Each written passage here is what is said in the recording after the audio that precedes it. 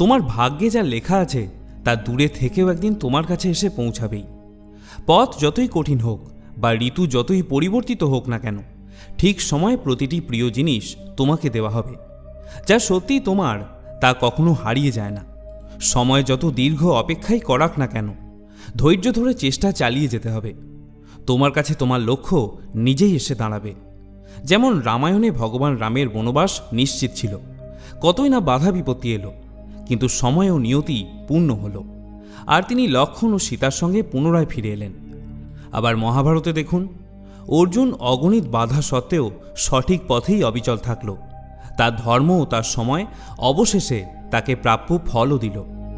অর্থাৎ জীবনের পথে যতই বাধা আসুক না কেন, যা আমাদের জন্য লেখা হয়েছে তার যে কোনো পরিস্থিতিতে আমাদের কাছেই এসে পৌঁছায়।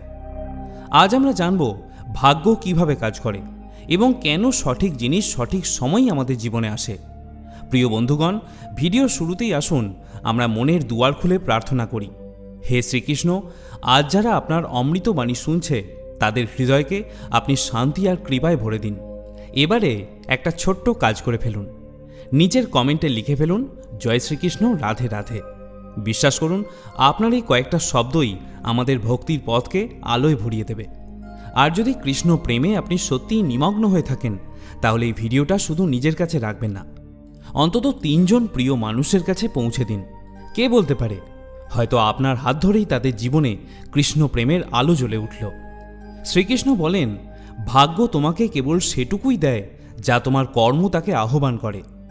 শুধুমাত্র অপেক্ষা করলেই ভাগ্য প্রসন্ন হয় না, কিন্তু কর্ম করলে ভাগ্য নিজেই তোমার দ্বারে এসে উপস্থিত হয়। অনেকেই বলে, সবই তো ভাগ্যের খেলা, যখন সময় হবে তখনই সব পাওয়া যাবে, আর এইভাবে তারা হাত গুটিয়ে বসে থাকে। কিন্তু সত্য হলো, ভাগ্য সর্বদাই কর্মের সঙ্গে বাঁধা। ভাগ্য যদি তালা হয়, তবে কর্মই সেই তালার চাবি। ভেবে দেখো, শুধু তালার দিকে তাকিয়ে বসে থাকলে কি দরজা খুলে যায়? যদি সেই দরজা খুলতে হয়, তাহলে চাবির ব্যবহার করতে হয়, এবং সঠিক তালার জন্য সঠিক চাবির ব্যবহার করতে হয়। আমাদের প্রতিদিনের জীবনে এই রকম উদাহরণ আমরা প্রচুর দেখতে পাই। ধরো, একজন কৃষক যদি ভাবে বৃষ্টি হলে ফসল নিজে থেকেই জন্মাবে, তবে তা কখনোই সম্ভব নয়। কারণ শুধু ভাগ্যের উপর নির্ভর করে সে না জমি চাষ করলো, না বীজ বপন করলো, না পরিশ্রম করলো। আরেকদিকে যে কৃষক সময় মতো জমি চাষ করলো, বীজ বপন করলো, যত্ন করলো, তাহলে মৌসুমে সামান্য বিলম্ব হলেও তার ক্ষেতে ফসল সবুজ হয়ে উঠবেই। এটাই ভাগ্য ও কর্মের মিলন। অনেকে বলে, অমুক ব্যক্তির ভাগ্য খুবই ভালো, তার কাছে সব কিছুই আছে, কিন্তু গভীরভাবে দেখলে বোঝা যায় তার পিছনে তার সাধনা, পরিশ্রম আর কর্মই কাজ করেছে। ভাগ্য সুযোগ দেয়, কিন্তু সেই সুযোগকে চেনা ও কাজে লাগানো নির্ভর করে মানুষের কর্মের ওপর। যদি সুযোগ সামনে এলেও তুমি আলস্য করো আর তাকে ধরতে ব্যর্থ হও, তবে সেই সুযোগ অন্য কারো ভাগ্যে চলে যাবে। তখন বলা সহজ যে আমার ভাগ্য খারাপ, কিন্তু আসল এর কারণ তোমার নিষ্ক্রিয়তা। কল্পনা করো, নদীর ধারে কেউ খালি ঘড়া হাতে বসে আছে আর ভাবছে যে নদীর জল নিজে থেকে এসেই ঘড়ায় ভরে যাবে। তা কি কখনো সম্ভব? একেবারেই না। কিন্তু যদি সে নিজে এগিয়ে গিয়ে ঘড়া জলে ডুবিয়ে দেয়, তবে মুহূর্তেই ঘড়া ভরে যাবে। এটাই কর্মের শক্তি। আমাদের ভাগ্য এই নদীর মতোই অসীম ও অনন্ত, কিন্তু তাকে পেতে হলে কর্ম করতেই হবে। মানুষের সৎ কর্মই ঈশ্বরকে খুশি করে। যখন মানুষ আন্তরিকভাবে পরিশ্রম করে, তখন সৃষ্টির শক্তিগুলো তার পাশে এসে দাঁড়ায়। মনে হয় যেন ভাগ্য নিজেই তার দিকে এগিয়ে আসছে। এই শিক্ষার মূল কথা হলো যে কর্ম করে সেই ভাগ্যের আশীর্বাদ লাভ করে। তাই শুধু বসে থেকে ভাগ্যের অপেক্ষা করা বুদ্ধিমানের কাজ নয়।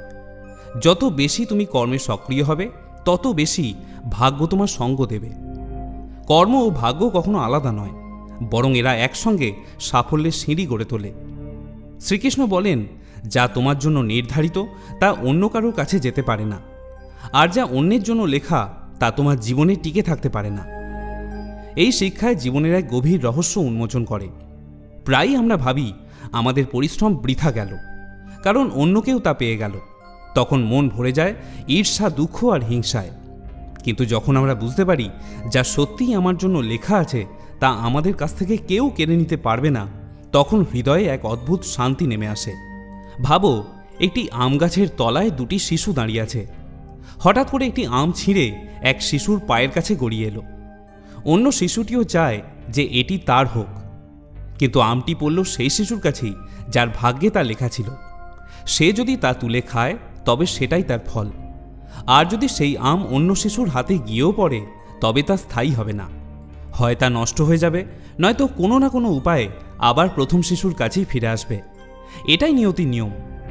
কখনো কখনো মনে হয় যে সুযোগ হাতছাড়া হয়ে গেল, কিন্তু সত্যি কথা হলো, যদি সেই সুযোগ সত্যিই তোমার জন্য লেখা থাকতো তবে সে কোনো না কোনোভাবে তোমার কাছেই ফিরে আসতো। জীবনে যে জিনিস আমাদের জন্য নয় তা সাময়িকভাবে এলেও টেকে না। যেমন কেউ অঢেল অর্থ পেলেও যদি সেই সম্পদ তার ভাগ্যে স্থায়ী না হয় তবে হঠাৎ ক্ষতি, অসুখ বা খরচের মাধ্যমে তা তার কাছ থেকে চলে যায়। কিন্তু তার মানে এই নয় যে কর্ম থামিয়ে দিতে হবে, বরং এর অর্থ হলো কর্ম করতে হবে কিন্তু ফলাফলের দায় নিজেদের ওপর না নিয়ে। কারণ ফল তো আগে থেকেই নির্ধারিত, আমাদের দায়িত্ব শুধু চেষ্টা করে যাওয়া। চেষ্টাই আমাদের সেই জিনিসের কাছে পৌঁছে দেয় যা আসলেই আমাদের জন্য নির্ধারিত। যদি কেউ এরকম ভেবে বসে যে হয়তো সুযোগটা আমার জন্য নয় তাই আমি চেষ্টাই করব না, তবে সে নিজের সম্ভাবনাকেই নষ্ট করে। জীবনের আসল আনন্দ এই যে আমরা সর্বান্তকরণে চেষ্টা করি, কিন্তু এই বিশ্বাস নিয়ে যে যা আমাদের জন্য লেখা আছে তা আমাদের কাছ থেকে কেউ কেড়ে নিতে পারবে না। এই বোধ থেকে ঈর্ষা ও তুলনার অবসান হয়। যখন আমরা বুঝতে পারি যে অন্যের যা প্রাপ্য তা তারই ভাগে লেখা, তখন আর হিংসা থাকে না। আর বিশ্বাস রাখলে যে আমাদের যা প্রাপ্য তা একদিন আমাদের কাছেই আসবে, তখন দুশ্চিন্তাও থাকে না। এই বিশ্বাস মানুষের মধ্যে ধৈর্য আর আস্থা দুই ভরে দেয়। সুতরাং জীবনের শান্তি ও সন্তুষ্টি ধরে রাখতে হলে এই সত্যকে মেনে নিতে হবে, যা আমাদের জন্য নির্ধারিত তা আমাদের কাছেই আসবে, আর যা আমাদের নয় তা কাছে থেকেও স্থায়ীভাবে থাকবে না। তাই ঈর্ষা ও অসন্তোষ ছেড়ে দিয়ে আমাদের উচিত অবিরাম কর্ম করে যাওয়া আর বিশ্বাস রাখা যে নিয়তি তার কাজ করছে। প্রতিটি মানুষ সামনাসামনি নিজেকে শুভাকাঙ্ক্ষী দেখাবে, কিন্তু প্রকৃতপক্ষে কে তোমার সঙ্গে থাকবে তা কেবল কঠিন সময় প্রমাণ করে। যাদের কাছে তুমি সবথেকে বেশি আশা রাখো অনেক সময় তারাই গভীর আঘাত দিয়ে থাকে। পৃথিবী তোমার সাফল্যে হাততালি দেবে, কিন্তু তুমি যখন পড়ে যাবে দেখবে তারাই তোমাকে বিদ্রূপ করছে। সম্পর্ক মিষ্টি দেখানো সহজ, কিন্তু আসল মুখ তখনই প্রকাশ পায় যখন স্বার্থে ধাক্কা লাগে। মানুষ তোমার দুঃখ বোঝে না, শুধু নাটক করার অজুহাত খোঁজে। প্রত্যেকেই নিজের নিজের জীবনে ব্যস্ত, কিন্তু যখন তাদের প্রয়োজন হয় তখন তারা তোমাকেই প্রথম মনে করে। যাকে তুমি হৃদয় থেকে ভালোবাসো সেই তোমার কদর করতে ভুলে যায়। সবার মুখে তোমার জন্য হাসি থাকে, কিন্তু কতজনার মনে তোমার জন্য জায়গা আছে সেই প্রশ্নটা খুবই কঠিন, এবং এর উত্তর পেতে হয়তো সারা জীবনটাই লেগে যেতে পারে। মানুষ তোমার পরিশ্রম দেখে না, কিন্তু তোমার ছোট ভুলকেও অনেক বড় করে দেখে। সম্পর্ক বাঁচাতে তুমি যতবারই নত হও, মানুষ তোমাকে ততবারই ভাঙতে চায়। যাদের তুমি প্রার্থনায় স্মরণ করো তারাই অনেক সময় তোমার নাম কলুষিত করতে দ্বিধা করে না। সবাই নিজেকে সত্যবাদী বলে, কিন্তু আসল সত্যকে কেবল সময়ে পরীক্ষায় প্রবেশ করে। তোমার ভালোবাসার সৎ গুণকেই অনেকেই তোমার দুর্বলতা ভাবে। পৃথিবী ভাবেও না তুমি কি হারিয়েছ, তারা কেবল দেখে তুমি কি পেয়েছ। যারা তোমাকে সারাক্ষণ উপদেশ দেয় তারাই তোমার পরিস্থিতি বোঝার চেষ্টা করে না। তবে মনে রেখো, যে লক্ষ্য তোমার ভাগ্যে লেখা আছে তা তোমার পায়ে নিচ থেকে পালিয়ে যেতে পারে না। পথ যতই কঠিন হোক না কেন, যে সম্পর্ক তোমার জীবনে সারা জীবনের জন্য বাঁধা তা মাঝপথে বিচ্ছিন্ন হলেও আবার নিয়তি তাকে তোমার কাছে ফিরিয়ে আনে। যে সুযোগগুলি তুমি হারিয়েছ সেগুলির অনেকগুলো আসলে তোমার জন্য ছিলই না, তাই তারা চলে গিয়েছিল। তোমার পরিশ্রমের ফল দেরিতে আসতে পারে, কিন্তু যদি তা তোমার ভাগ্যে লেখা থাকে তাহলে কোনো শক্তিই তা কখনো কেড়ে নিতে পারে না। ভগবান বলেন যে কখনো কারোর সঙ্গে নিজেকে তুলনা করো না, কারণ প্রত্যেকের জীবনের গল্প আলাদা, আর তোমার গল্প শুধুই তোমার। যদি কোনো যাত্রায় বারবার হেরে যাও তবে জেনে রেখো আগামীতে তোমার জন্য আরও বড় জয়ের প্রস্তুতি চলছে। যে মানুষ তোমার জীবনে লেখা আছে সে হাজার দূরত্ব সত্ত্বেও একদিন তোমার পৃথিবীর অংশ হয়ে উঠবে। তুমি যা হারাবে তা কোনোভাবে তোমার কাছে টিকবে না, আর যা পেতে হবে তাও কেউ কখনো চুরি করতে পারবে না। কখনো কখনো পথ হঠাৎ করে পাল্টে যায়, কারণ ভাগ্য চায় তোমাকে সেখানে পৌঁছে দিতে যেখানে তোমার প্রকৃত শান্তি অপেক্ষা করছে। তোমার জন্য যে আনন্দ নির্ধারিত তা দেরিতে এলেও কখনো অসম্পূর্ণ থাকে না। আর তুমি যদি সত্যিই হৃদয় দিয়ে কিছু চাও আর তা যদি তোমার ভাগ্যে লেখা থাকে, তবে পুরো পৃথিবী একজোট হলেও তোমাকে তার থেকে দূরে রাখতে পারবে না। কোনো মানুষের চলে যাওয়া কোনো শেষ নয়, বরং এটি এক ইঙ্গিত যে তোমার জীবনে যা সত্যিই লেখা আছে একদিন তা তোমার কাছে আসবেই। প্রতিটি স্বপ্ন পূর্ণ হয় না, কারণ ভাগ্য শুধু সেই স্বপ্ন পূর্ণ করে যা তোমার আত্মার গভীরতার সঙ্গে বাঁধা। তোমার ভাগের আলো অন্ধকারে যতই লুকিয়ে থাকুক, সময় এলে সেই আলোই তোমার পথ আলোকিত করবে। যারা কেবল অন্যকে হোঁচট খেতে দেখে আনন্দ পায়, তারা নিজেরা কোনোদিন ওপরে উঠতে পারে না। মানুষ তোমার দুঃখে সহানুভূতি দেখাবে, কিন্তু তোমার সংগ্রামে পাশে দাঁড়াতে ভয় পাবে। সত্যিটা এটাই যে পৃথিবী তোমাকে তখনই মনে রাখে যেদিন তোমার কোনো কাজ তাদের স্বার্থে লাগে। সম্পর্ক টিকিয়ে রাখার দায়িত্ব সবসময় তার কাঁধে চাপিয়ে দেওয়া হয় যে চুপ থেকে সব কিছু সহ্য করে। তোমার ভালোবাসা আর ভালো মনের সুযোগ নেওয়া মানুষ তোমার সামান্য পরিবর্তন দেখলেই তোমার ওপর প্রশ্ন তোলে। মানুষ তোমার কঠোর পরিশ্রমে হাততালি দেয় না, কিন্তু তোমার সামান্য সাফল্যই তাদের চোখে হিংসা জাগিয়ে তোলে। সত্যিকারের সঙ্গী সেই যে তোমার কঠিন সময়ে পাশে দাঁড়ায়।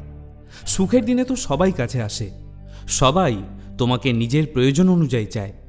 তোমার হৃদয়ের গভীরতাকে বোঝার মতো মানুষ খুবই দুর্লভ। সত্য এটাই যে যাকে হারানোর ভয় তোমাকে সবথেকে বেশি কাঁপায়, একদিন সেই তোমাকে ছেড়ে চলে যায়। পৃথিবীর সবচেয়ে ভারী বোঝা হলো মানুষের প্রত্যাশা। এগুলো বহন করতে করতে মানুষ ক্লান্ত হয়ে ভেঙে পড়ে। তোমার হৃদয়ের সৌন্দর্য সর্বত্র সম্মান পায় না, কখনো কখনো সেটাই তোমার প্রধান সমস্যার কারণ হয়ে দাঁড়ায়। অনেকে তোমার সামনে মিষ্টি কথা বলবে, কিন্তু পিছনে তোমার নামে বিষ ছড়াবে। সত্য এটাই যে যতদিন তোমার কাছে দেওয়ার মতো কিছু থাকবে, ততদিনই মানুষ তোমার কাছে আসবে। যদি তুমি সবসময় অন্যের চিন্তাকে গুরুত্ব দাও, তবে নিজের জীবন কোনো দিন নিজের মতো করে বাঁচতে পারবে না। কখনো কখনো নীরবতাতেই এমন উত্তর লুকিয়ে থাকে যা হাজার শব্দের থেকেও গভীর। যে মানুষকে তুমি সবথেকে কাছের ভেবে বিশ্বাস করো, যদি সেই তোমাকে উপেক্ষা করতে শুরু করে, বুঝে নিও সম্পর্ক আর হৃদয়ে নয়, কেবল বাহ্যিক অভিনয় টিকে আছে। সত্য এটাই যে সম্পর্ক টিকে থাকে ভরসার ওপর, আর একবার ভরসা ভাঙলে সম্পর্ক আর আগের মতো থাকে না। পৃথিবী সবসময় তাকেই কদর করে যার হাতে খ্যাতি আর অর্থ আছে। যার হাতে কিছু নেই, তার আবেগ আর পরিশ্রমের দিকে কারো নজর পড়ে না।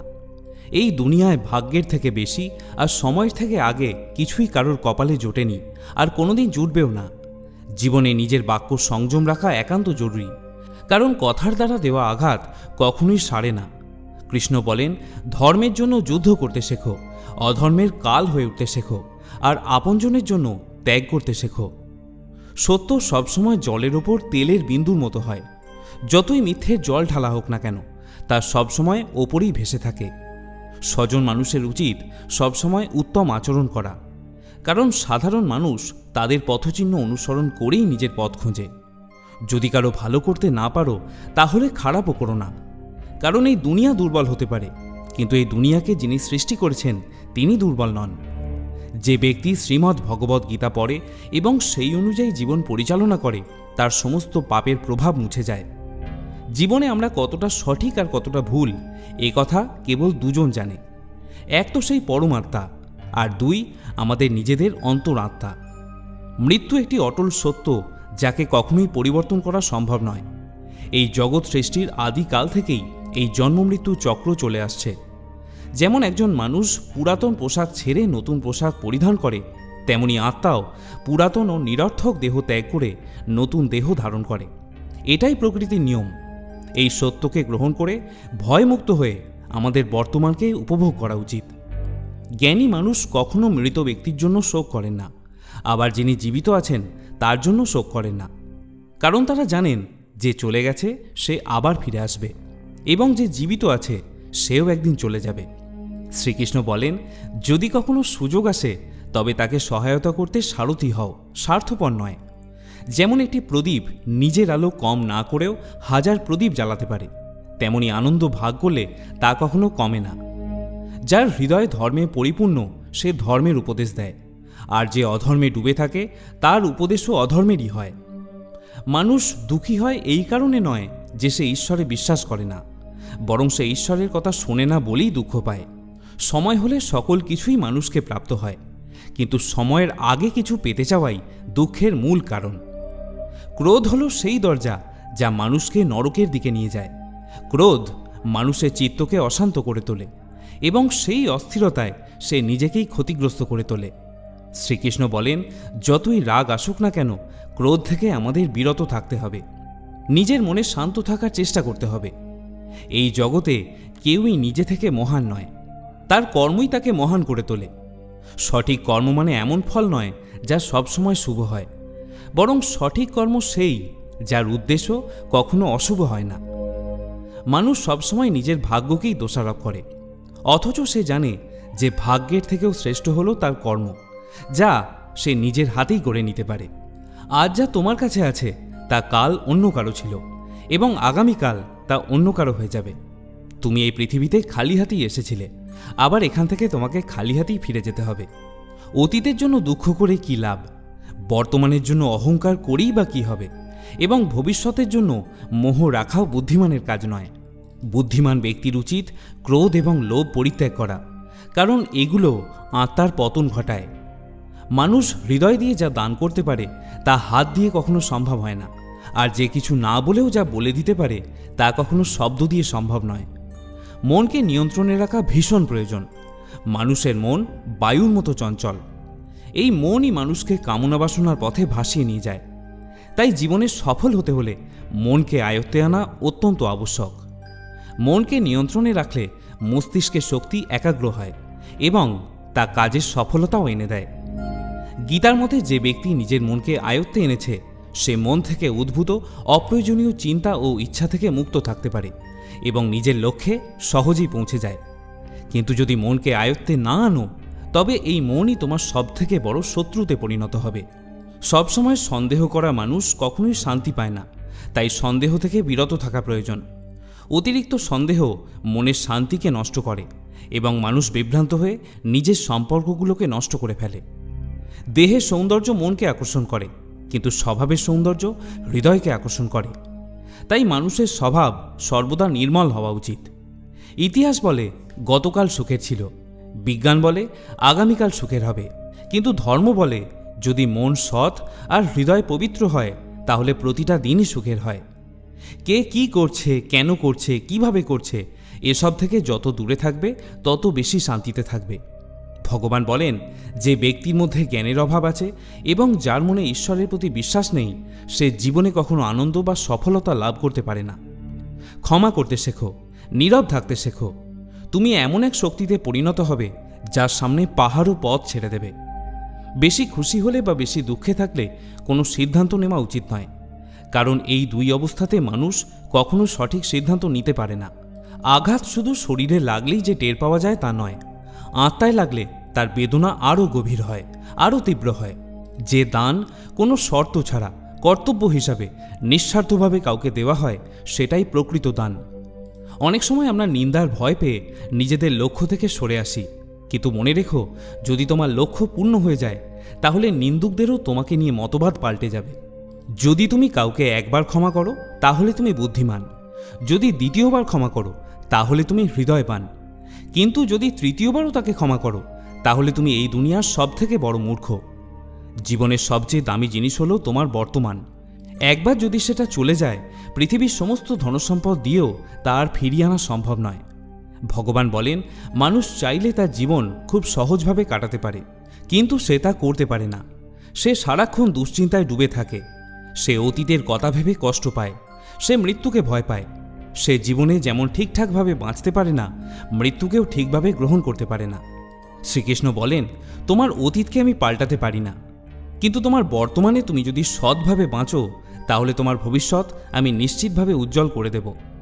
ঈশ্বরের কাছে কিছু চেয়ে যদি না পাও তাহলে অভিমান করো না, কারণ ঈশ্বর কখনো সেটা দেন না যেটা তোমার ভালো লাগে, বরং তিনি সেটাই দেন যা সত্যিকারে তোমার জন্য ভালো। যেমন সমুদ্র পার হতে হলে নৌকাই একমাত্র উপায়, তেমনি স্বর্গে পৌঁছানোর একমাত্র সোপান হলো সত্য। আমরা কিছু না বললেও তিনি শুনে নেন, আর তারই নাম হলো পরমাত্মা। আর যদি ঈশ্বর কিছু না বললেও সেটা আমরা অনুভব করতে পারি, সেটাই হলো শ্রদ্ধা। ভগবদ্ গীতায় শ্রী ভগবান বলছেন, যে ব্যক্তি গীতার এই গূঢ় জ্ঞানকে ভক্তদের মাঝে পৌঁছে দেয়, তাদের মধ্যে প্রচার করে, সে আমার অত্যন্ত প্রিয় হয়। যেমন এই জ্ঞানের মাধ্যমে আমরা হয়েছি, তেমনি তুমিও মাধ্যম হও। এই অমূল্য জ্ঞানকে যতটা সম্ভব বেশি মানুষের কাছে পৌঁছে দাও এবং ভগবান শ্রীকৃষ্ণের প্রিয় ভক্ত হয়ে ওঠো। বন্ধুরা, ভগবান শ্রীকৃষ্ণের এই বাণী কথা যদি তোমার ভালো লেগে থাকে, তাহলে কমেন্টে একবার জয় শ্রীকৃষ্ণ লিখতে ভুলো না। সকলে ভালো থেকো, সুস্থ থেকো। আজকের মতো এখানেই শেষ করছি। জয় শ্রীকৃষ্ণ।